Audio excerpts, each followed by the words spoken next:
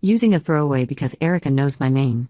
I, 26F, want to start by explaining my relationship with Erica, 28F.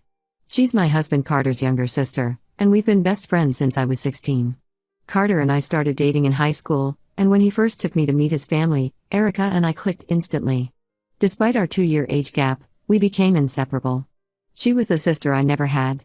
Throughout high school and college, we did everything together. When Carter was busy with football practice, Erica and I would hang out at the mall or have movie marathons at her house. She was there for all my major life events, my high school graduation, my college acceptance, my first heartbreak when Carter and I briefly broke up during freshman year of college. When Carter and I got married 3 years ago, there was no question about who would be my maid of honor. Erica gave the most beautiful speech at our wedding about gaining a sister instead of losing a brother. Now I'm 31 weeks pregnant with our first baby, a little boy. Erica is also pregnant, about 22 weeks along with her and her fiancé Ben's first baby. Ben is a great guy who we introduced her to at our wedding. He was Carter's college roommate. We were thrilled when they started dating and even more excited when they got engaged last year. Finding out we were both pregnant at the same time felt like another special bond we would share. The current situation started about a month ago. Carter and I were watching childbirth videos on YouTube. I know it sounds silly, but we wanted to educate ourselves about what to expect. We've been taking birthing classes, but sometimes the videos help visualize things better. Erica has a habit of dropping by unannounced. She lives just 10 minutes away, and we've always had an open door policy. When she walked in that day, I quickly paused the video, but she saw what we were watching. Instead of being grossed out like I expected, she insisted on joining us. She said since she was pregnant too, she needed to know what she was in for. Looking back, I should have changed the topic or suggested watching something else. The videos we were watching were quite graphic, real birth videos, not the sanitized educational ones they show in birthing classes. As we watched more videos, I started noticing changes in Erica's behavior. She got really quiet, which is unusual for her as she's normally very chatty. She kept touching her baby bump with this scared look on her face, like she was just realizing what was going to happen to her body. Carter and I were a bit nervous too, but we could see Erica was taking it much harder. Carter tried to lighten the mood by making us his special hot chocolate, the one with extra marshmallows and whipped cream that we used to drink during our high school study sessions. We put on a comedy movie and did our old sandwich cuddle thing where Erica sits between us. It's something we've done since we were teenagers whenever one of us was upset. But even that didn't seem to help much. Over the next few weeks, I noticed Erica was acting differently. She started asking me very specific questions about my pregnancy and birth plan. Was I going to get induced? Had I considered an epidural? Did I worry about tearing? Was the prenatal yoga helping with the back pain? Some questions were so detailed it seemed like she'd been researching extensively about everything that could go wrong during childbirth. Yesterday, we went baby shopping together. We were looking at cribs when she suddenly asked who I was planning to have in the delivery room. I told her it would just be Carter and me. That's when she asked if she could be there too. I was caught off guard and asked her why. She admitted that she's been feeling extremely anxious about giving birth since watching those videos, and thought that seeing me go through it might help her feel less scared about her own delivery. I told her I needed to discuss it with Carter first, but honestly, I already knew my answer was no, and I knew Carter would agree. The only person I might have considered having there besides Carter would have been my mom, but she passed away from breast cancer 5 years ago. While I love my mother-in-law and Erica dearly, giving birth is going to be an incredibly vulnerable moment for me. I know I'll be in pain, probably crying, maybe screaming, possibly pooping myself, and I just wouldn't feel comfortable having anyone but Carter see me like that. The thing is, Erica has always been sensitive about medical stuff. When we were in high school, she had a bad experience getting her wisdom teeth removed. She had a panic attack in the dentist's chair and Carter and I had to skip school to be there and hold her hands through the whole procedure. Even now, she gets anxious about routine doctor visits. She's gotten better over the years, but I can see that same fear returning now that she's facing childbirth. Ben texted me earlier today asking if I'd made a decision. Apparently, Erica's been talking about nothing else since our shopping trip. He mentioned that she's been having trouble sleeping because she's so worried about giving birth. He understands my hesitation but hoped I might reconsider since it would mean so much to her.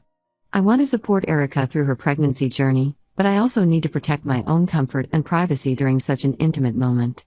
I've been racking my brain trying to think of ways to tell her no without making her more anxious about childbirth. Maybe we could find other ways for me to support her. I could share my birth story with her afterward, or we could do some prenatal yoga classes together. I need advice on how to let her down gently without damaging our relationship or making her more scared about her own upcoming delivery. She's not just my sister-in-law, she's my best friend, and I want to handle this in a way that doesn't hurt her or make her more anxious about giving birth. Update 1. Hi everyone, it's been about 3 weeks since my last post, and things have gotten really messy. I wanted to update you all on what happened after I talked to Erica about the delivery room situation. After getting advice from you all, I decided to have an honest conversation with Erica. We usually meet for coffee every Wednesday at this little cafe near her house. It's been our tradition since college. I figured this would be the perfect setting for a gentle but firm conversation. I carefully explained that while I loved her and valued our relationship, I needed the birth to be just Carter and me. I suggested alternatives like FaceTiming right after delivery and promised she could be the first visitor.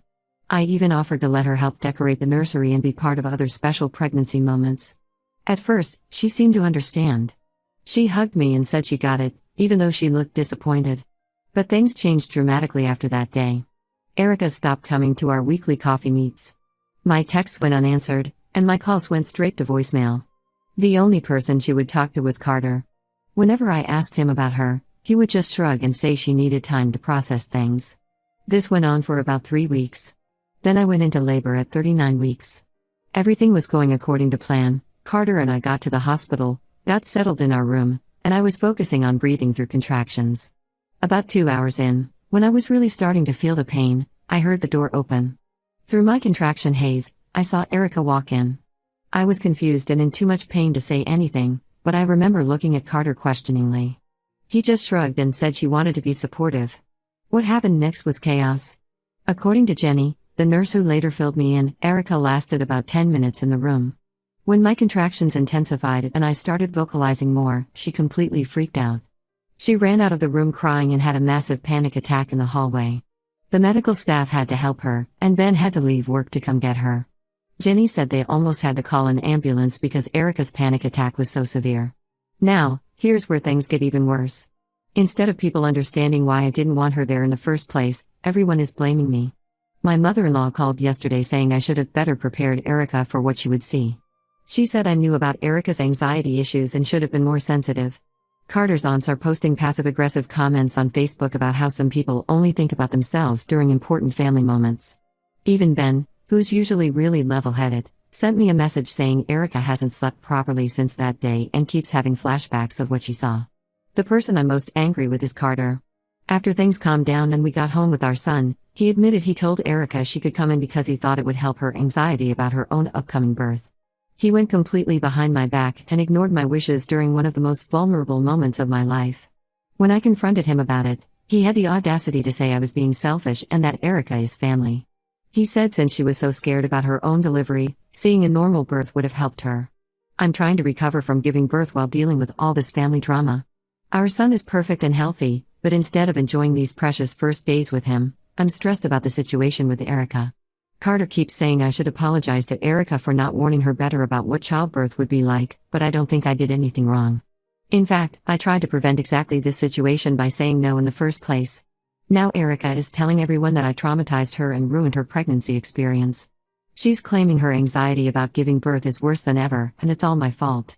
Ben says she's considering a scheduled C-section because she's too scared to give birth naturally now. I feel like I'm in some weird alternate reality. Wasn't I the one who tried to prevent this exact situation by saying no in the first place? I'm exhausted and emotional. I should be focusing on my newborn son and recovery, but instead, I'm getting blamed for something I explicitly tried to prevent. Carter is sleeping in the guest room because we keep fighting about this. His family is treating me like I'm some kind of monster who traumatized poor, innocent Erica. I don't know how to fix this situation, or if I even want to try at this point.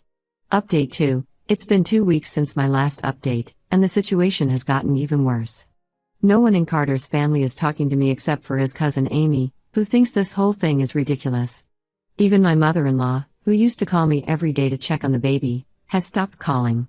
The entire family seems to blame me for Erica's declining mental state. According to Amy, Erica hasn't left her house since the incident. She keeps having nightmares about childbirth and has been telling everyone that I deliberately traumatized her. She's apparently been crying to my mother-in-law about how she can't even look at pregnancy-related things anymore without having a panic attack. Ben is at his wit's end trying to help her cope. Yesterday, Things came to a head when Carter and I had a massive fight. I was exhausted from being up all night with the baby, and he chose that moment to bring up how his mom thinks I should reach out to Erica. I told him he needed to fix this mess since he was the one who let Erica into the delivery room against my explicit wishes. His response completely shocked me. Carter said I was being dramatic and that I should be more understanding of his sister's situation. He went on about how Erica has always been sensitive and how I knew about her anxiety issues. Then he suggested that I should apologize to everyone for not being more accommodating during the birth. According to him, if I had just been more welcoming and prepared Erica better, none of this would have happened. That was my breaking point. I reminded him how he betrayed my trust during one of the most vulnerable moments of my life. I asked him how he would feel if I had invited his entire family to watch him get a prostate exam. He got angry and said it wasn't the same thing. Then he dropped the bomb. He said he never should have listened to my wishes about the delivery room in the first place because families should support each other. I couldn't believe what I was hearing. The man who promised to always have my back was essentially saying my comfort and privacy during childbirth didn't matter. Without thinking twice, I packed a bag, grabbed the baby's essentials, and drove to my dad's house.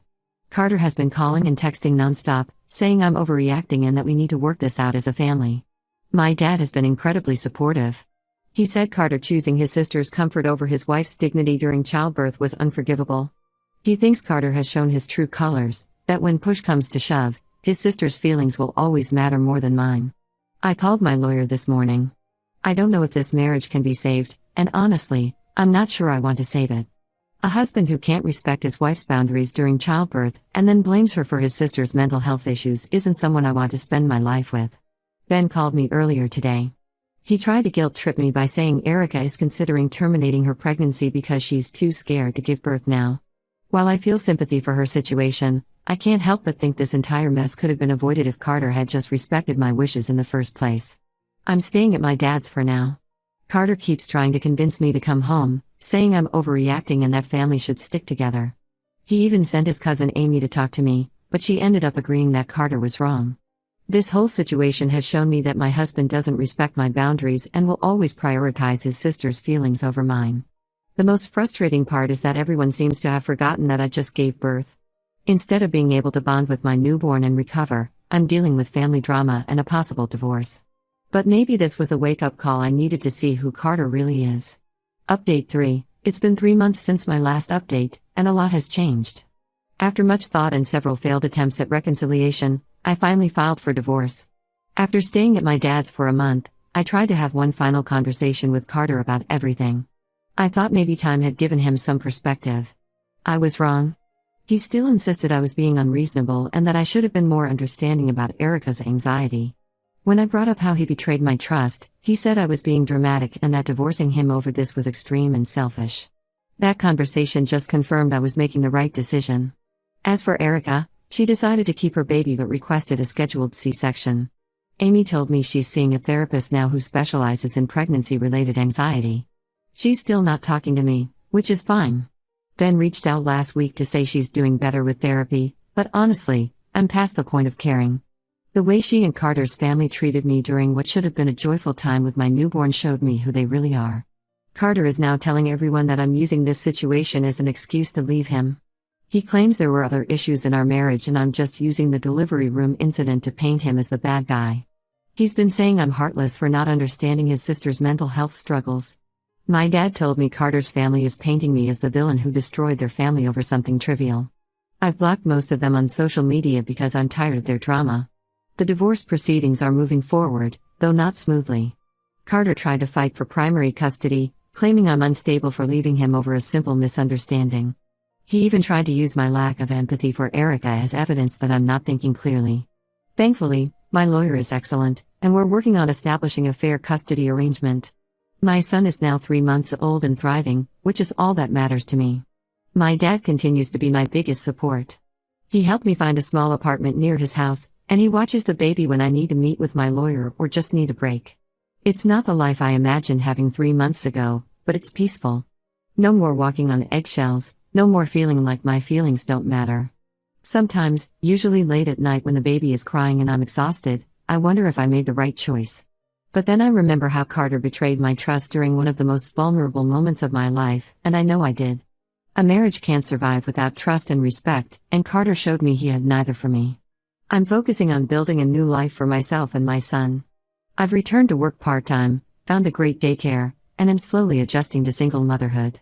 I know the road ahead won't be easy, but it's better than staying in a marriage where my boundaries don't matter and my husband will always put his sister's feelings before mine. To those who supported me through this journey, thank you. Your comments helped me realize I wasn't crazy for feeling betrayed and hurt. Sometimes standing up for yourself means walking away, and that's exactly what I'm doing.